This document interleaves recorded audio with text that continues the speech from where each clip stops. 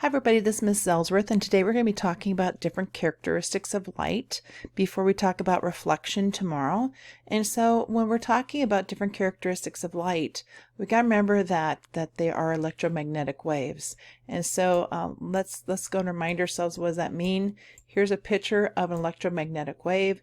You've got the electric field right here, and you've got 90 degrees from that, you've got the magnetic field too. So each one of these rays or light waves that come from the sun or whatever source, they've got, even light bulbs, any source that light comes out of it, or any type of radiation, it comes out in these electromagnetic waves. Remember that the electromagnetic waves, that they oscillate back and forth at right angles from each other, where the electric field and the magnetic fields are at right angles from each other.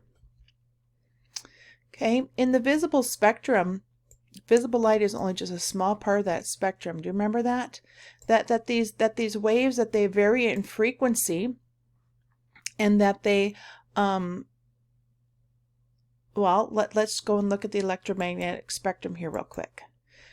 That the visible light is only just one small part of it, but that they do vary in frequency. There are the very, very fast frequencies and the slow frequencies.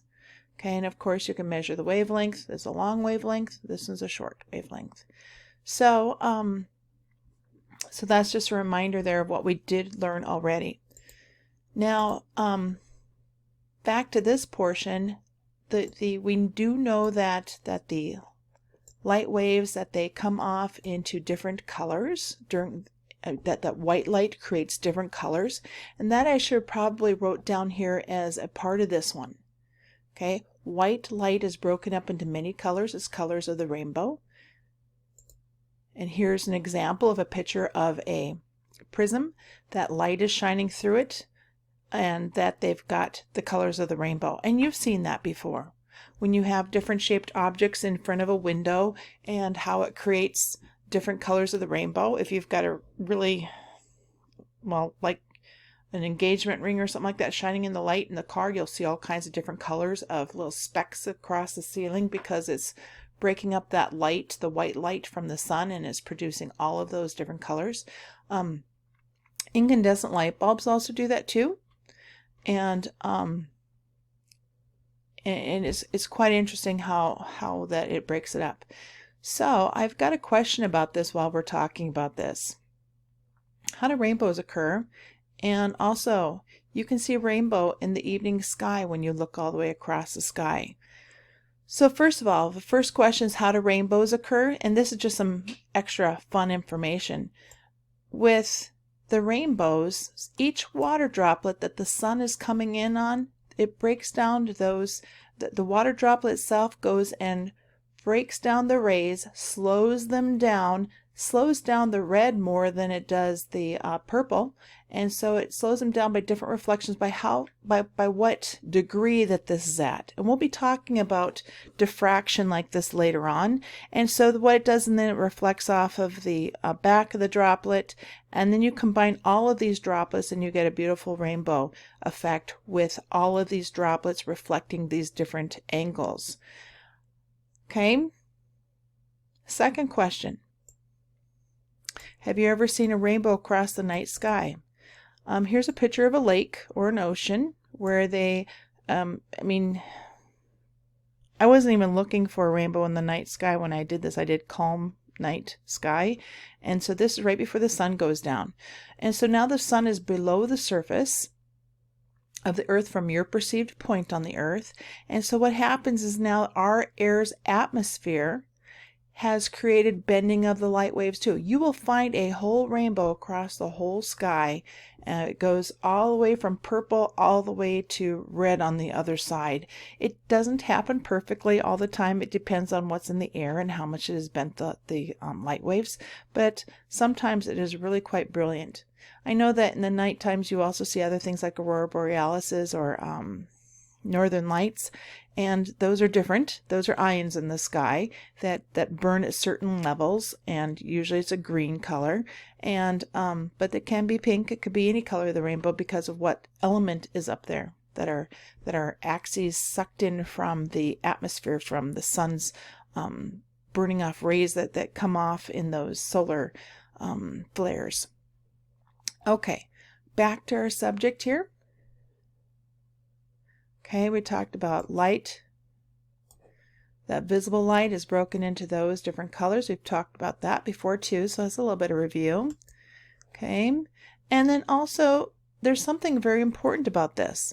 All of these waves, whether they are gamma rays or radio waves, all go at the speed of light. What is the speed of light? Sorry, I drug out the wrong one there. Here is the speed of light. We designate c as the speed of light.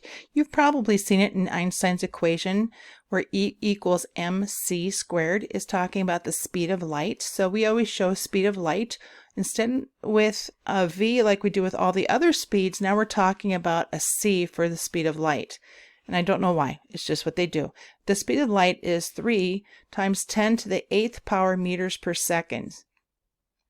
Okay, now, so how do we measure that? Well, before we had a v here for our equation, and it's frequency times wavelength.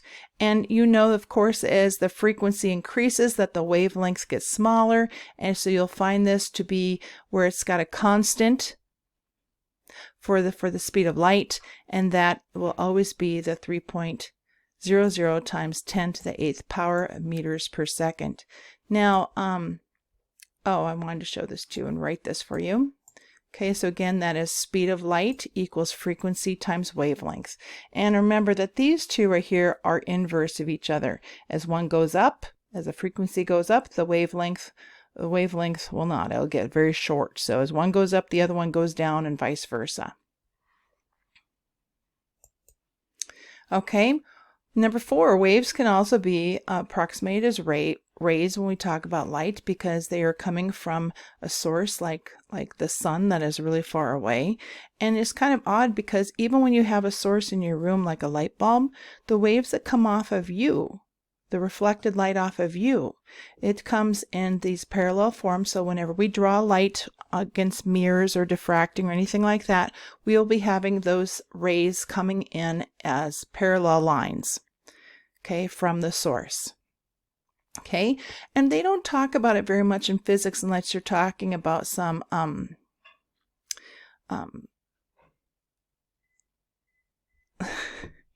sorry, you can hear my husband in the back. Anyway, we don't, the photons that we usually talk about when we're talking about physical chemistry, and so they are packets of light. So light behaves not only as waves, but it also behaves as packets of light. And they know that that's true. When you look at your garage door opener in your house, or else you walk through a doorway that has a chime, it has got packets of light that those photoreceptors are collecting, and that's what makes a photoelectric effect, so that it knows when you walk through there, or when you walk through it, when you're having your garage door go down and you step in front of it, you know how it stops the garage door from going down for a safety measure. Anyway, those are measuring photons. And even our solar panels, they are also taking in photons. So light behaves both as waves and as photons. Okay, now you notice that the further that you get away from light, the less bright it is. It becomes more dim. Anyway, there's a way of measuring that. So here's our source of light. Okay, and as you move 1 meter away, here's the amount that we would have on a screen. Okay, as you move 2 meters away, now it's 1/4 of the light that you originally had at 1 meter. And then as you move 3 meters away, now it is going to be 1/9 of it. So let's explain that. Intensity of that light is really 1 over the radius squared from that light source. So 1 over 1 squared, okay, would be 1. So that would be our measurement from the light source, so it would equal an intensity of 1. Okay, if you go and move another meter away, now this 1 square right here of these 4 has the same intensity as, no, it doesn't, because this has the same amount of intensity for this whole amount, and now it's spread out over 4 squares instead of just 1. So it's going to be 1/4 of the, because 1 over 2 squared is 1/4 of the intensity or the brightness of the light. Okay, now move 3 meters away. The same amount of brightness that you had in lumens right here, light is measured in lumens. Anyway, the same amount of light that you have here is now spread over 9 squares. And so the 9 squares means it's 1 over 9. So one of these squares equal 1/9 of the brightness of that first meter away. Okay. And that's all I got for you. So I have a couple of questions for you, and I will post those also. So today we're taking notes and answering a few questions. See ya.